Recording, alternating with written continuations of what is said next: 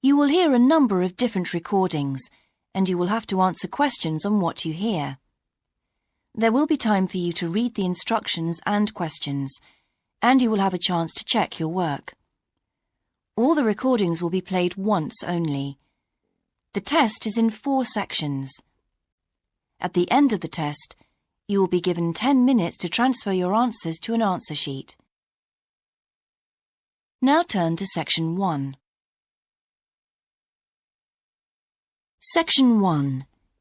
You will hear an estate agent talking to a customer who wants to rent a house. First, you have some time to look at questions 1 to 8.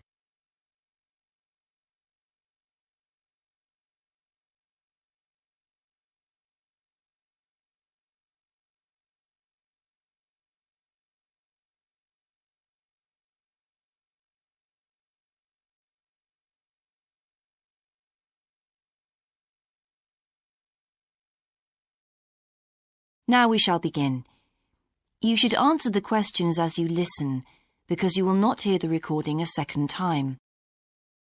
Listen carefully and answer questions 1 to 8. Good morning. How can I help you? Hello. I'm interested in renting a house somewhere in the town. Right. Could I have your name, please? Yes, it's Stephen Godfrey. And tell me how many bedrooms you're looking for. Well, we'd need 4 because I'm going to share the house with 3 friends. OK. There are several of that size on our books. They mostly belong to families who are working abroad at the moment. What about the location? It'd be nice to be central. Oh, that might be difficult, as most houses of that size are in the suburbs. Still, there are a few. What's your upper limit for the rent? We'd like something around £500 a month, but we could go up to £600 if we have to. But we can't go beyond that. Do you know how long you want to rent the house for? The minimum let is 6 months, as you probably realise. We're at college here for 2 years, and we don't want to have to move during that time if we can avoid it. Right. And how soon do you want to move in? All our lets start on the 1st of the month. Well, as soon as possible, really, so that means September 1st. OK, let me have a look at what we've got.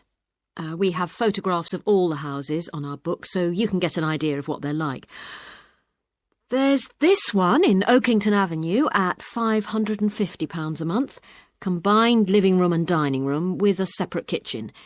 It doesn't have a garage, though you can park in the road. We'd prefer to have one if possible. Right. Then have a look at this house in Mead Street. It's got a very large living room and kitchen, bathroom, cloakroom. How much is it? That one's £580. It's very well furnished and equipped. It also has plenty of space for parking, and it's available for a minimum of a year. Oh, and there's a big garden. I don't think we could cope with that, to be honest.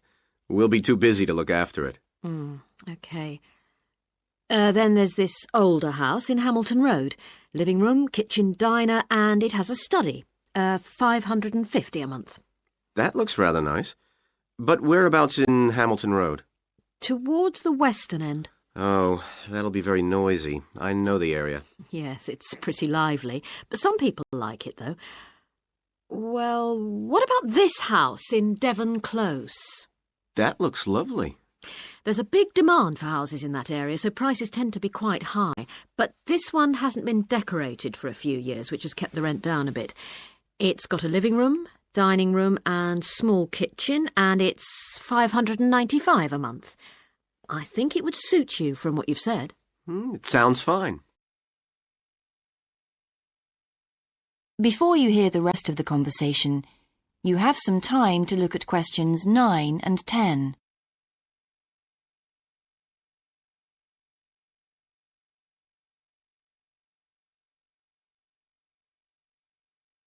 Now listen and answer questions 9 and 10. Why's that part of town so popular? Well, there's a big scheme to improve the district, and it'll soon have the best facilities for miles around. What sort of thing? There's a big sports centre under construction, which will be very impressive when it's finished. In fact, the swimming pool's already opened, ahead of schedule, and it's attracting a lot of people. What about cinemas? Are there any in the area? The only one closed down last year, and it's now in the process of being converted into a film museum. The local people are trying to get a new cinema added to the scheme.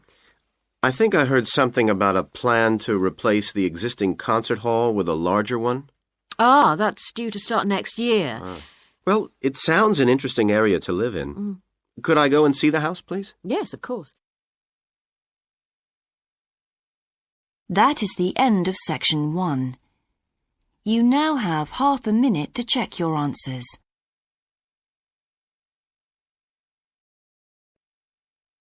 Section 2. You will hear a man talking on the radio about a national arts centre. First, you have some time to look at questions 11 to 16.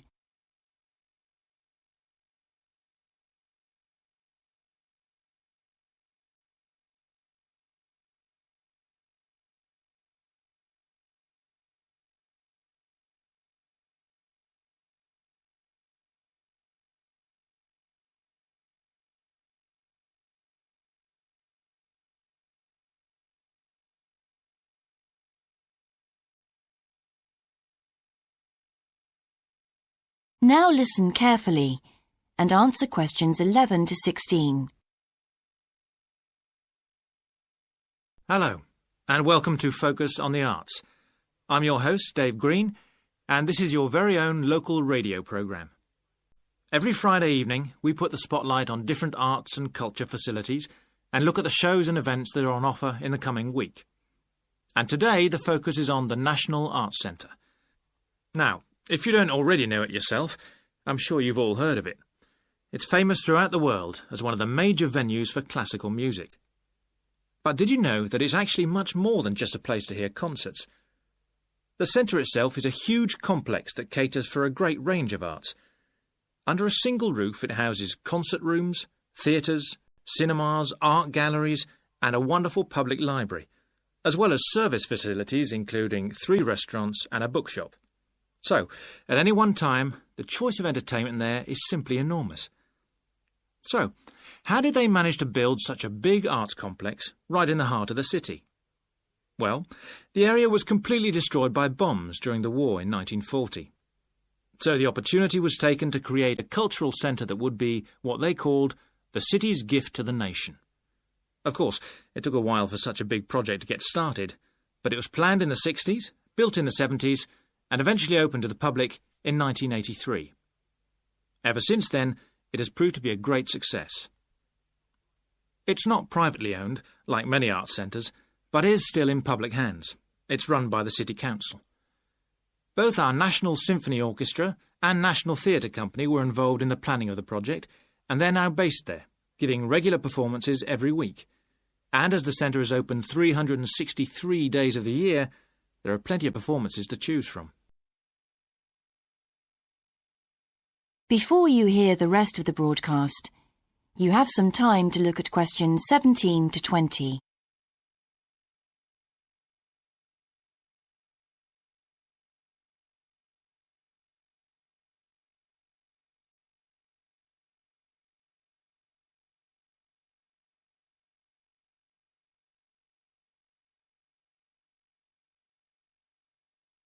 Now listen and answer questions 17 to 20. So, to give you some idea of what's on, and to help you choose from the many possibilities, we've made a selection of the star attractions. If you're interested in classical music, then we recommend you go along to the National on either Monday or Tuesday evening at 7:30 for a spectacular production of The Magic Flute, probably the most popular of all Mozart's operas. It's in the Garden Hall, and tickets start at only £8, but you'll have to be early if you want to get them that cheap. And remember, it's only on for those 2 evenings. For those more interested in the cinema, you might like to see the new Canadian film, which is showing on Wednesday evening at 8 p.m. in Cinema 2, and that's called 3 Lives. It's had fantastic reviews, and tickets cost just £4.50, which is a reduction on the usual price of £5.50. So, it's really good value, especially for such a great movie. But you can see the centre's main attraction at the weekend, because on Saturday and Sunday, 11 a.m. to 10 p.m, they're showing a wonderful new exhibition that hasn't been seen anywhere else in Europe yet. It's a collection of Chinese art called Faces of China. That's in Gallery 1, and it has some really fascinating paintings and sculptures by leading artists from all over China.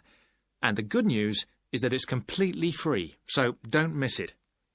So why not go along to the National Arts Centre next week for one or all of these great events? And you can always pick up a programme and check out all the other performances and exhibitions on offer, or coming soon, on almost every day of the year. Next week, we'll be looking at the new Museum of Science.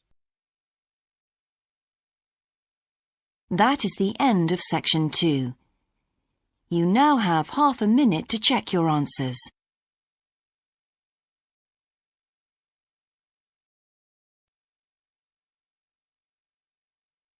Now turn to Section 3.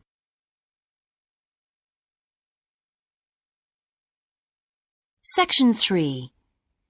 You will hear a university tutor and a new student called Paul discussing Paul's work experience and Latin American Studies course.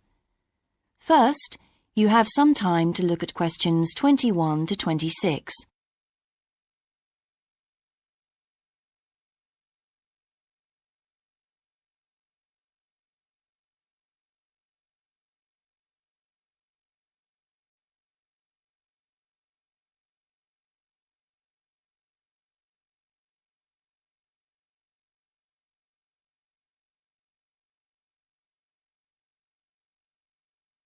Now listen carefully and answer questions 21 to 26. I've been reading your personal statement, Paul. First, let's talk about your work experience in South America. What took you there? Was it to gain more fluency in Spanish? Well, as I'm combining Spanish with Latin American studies, my main idea was to find out more about the way people lived there. My spoken Spanish was already pretty good, in fact. So you weren't too worried about language barriers? No. In fact, I ended up teaching English there, although that wasn't my original choice of work. I see. How did you find out about all this? I found an agency that runs all kinds of voluntary projects in South America. What kind of work? Well, there were several possibilities. You mean construction, engineering work? Yes, getting involved in building projects was an option. Then there was tourism, taking tourists for walks around the volcanoes, which I actually chose to do, and then there was work with local farmers. But you didn't continue with that project. Why not? Because I never really knew whether I'd be needed or not. I'd thought it might be difficult physically, but I was certainly fit enough. No, I wanted to do something that had more of a proper structure to it, I suppose. I get demotivated otherwise. What do you think you learned from your experience? It must have been a great opportunity to examine community life. Yes, but it was difficult at first to be accepted by the locals. It was a very remote village, and some of them were reluctant to speak to me, although they were always interested in my clothes and how much I had to pay for them. Well, that's understandable. Yes, but things soon improved. What struck me was that when people became more comfortable with me and less suspicious, we really connected with each other in a meaningful way. You made good friends? Yes, with two of the families in particular. Good. What about management? Did you have a project manager? Yes, and he gave me lots of advice and guidance. And was he good at managing too? That wasn't his strong point. I think he was often more interested in the academic side of things than filing reports. He was a bit of a dreamer. And did you have a contract? I had to stay for a minimum of 3 months. My parents were surprised when I asked to stay longer, 6 months in the end. I was so happy there. And did anything on the administration side of things surprise you? What was the food and lodging like? Simple, but there was plenty to eat, and I only paid $7 a day for that, which was amazing, really. And they gave me all the equipment I needed, even a laptop. You didn't expect that then? No. Well, I'll look forward to hearing more. Before you hear the rest of the discussion, you have some time to look at questions 27 to 30.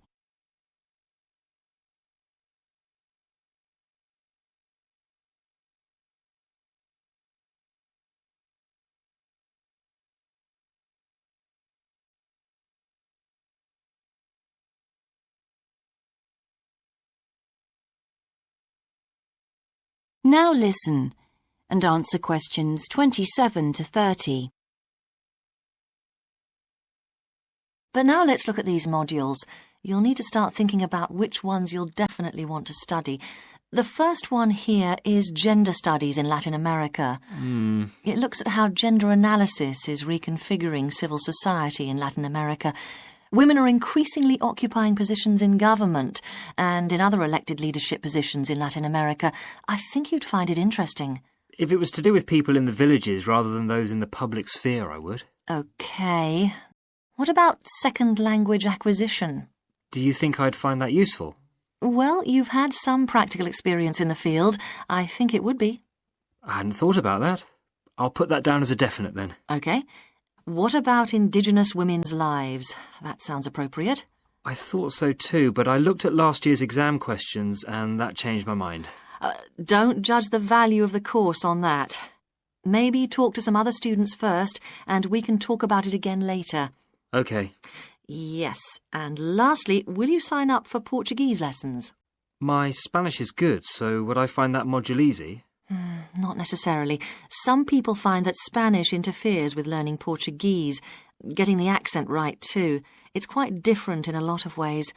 Well, I'd much sooner do something else then. All right. Now, what we need to do is make a... That is the end of section 3. You now have half a minute to check your answers. Section 4. You will hear a lecture about success in business systems. First, you have some time to look at questions 31 to 40.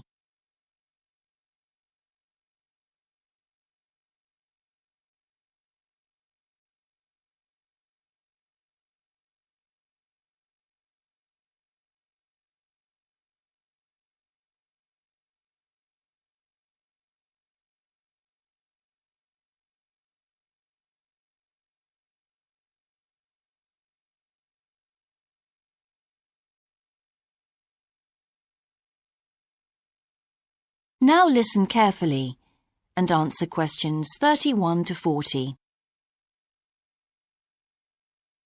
Good morning, everyone. In the last few lectures, I've been dealing with business finance, but now I'm going to move on to business systems.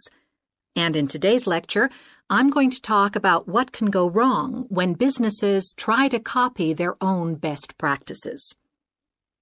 Once a business has successfully introduced a new process, managing a branch bank, say, or selling a new product, the parent organization naturally wants to repeat that success and capture it, if possible, on a bigger scale.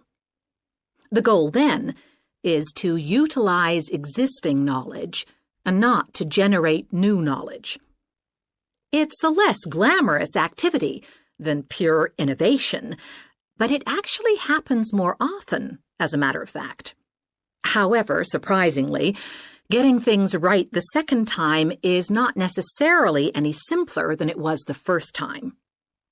Now, there's been a lot of research into how companies can repeat their previous successes, and it certainly hasn't been confined to the United States.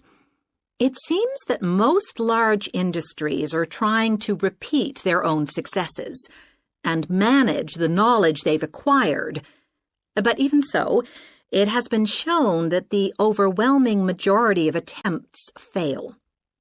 A host of studies confirm this, covering a wide range of business settings: branch banks, retail stores, real estate agencies, factories, call centers, to name but a few. So why do so few managers get things right the second or third time?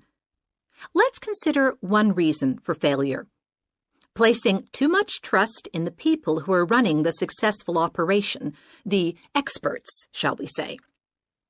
Managers who want to apply existing knowledge typically start off by going to an expert, such as the person who designed and is running a successful department store, and picking their brains. Now, this approach can be used if you want to gain a rough understanding of a particular system, or understand smaller, isolated problems. The trouble is, even the expert doesn't fully grasp the whole thing, because when it comes to complex systems, the individual components of the process are interwoven with one another. The expert never has complete access to the necessary information. And the situation's complicated even further by the fact that experts are usually not aware of their own ignorance. The ignorance can take various forms. For instance, a lot of details of the system are invisible to managers. Some may be difficult to describe, learned on the job, and well known by workers, perhaps, but impossible to describe in a way that's helpful. And there are some things that people know or do that they're not even aware of.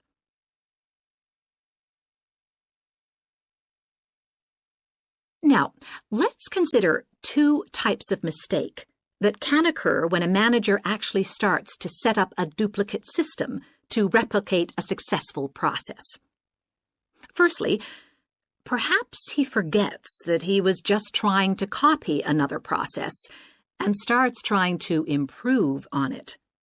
Another mistake is trying to use the best parts of various different systems in the hope of creating the perfect combination. Unfortunately, attempts like these usually turn out to be misguided and lead to problems. Why?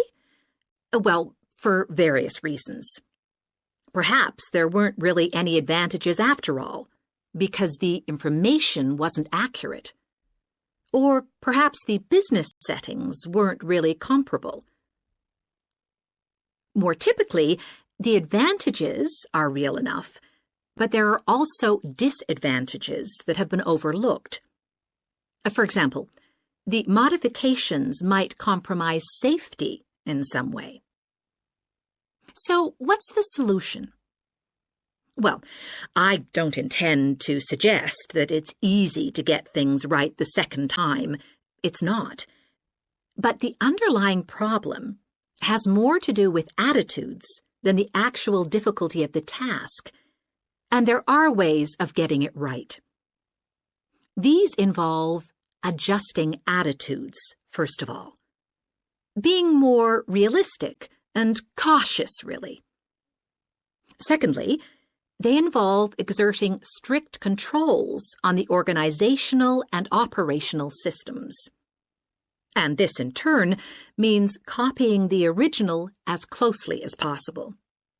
Not merely duplicating the physical characteristics of the factory, but also duplicating the skills that the original employees had. Reliance on a template like this offers the huge advantage of built-in consistency. That is the end of section 4. You now have half a minute to check your answers.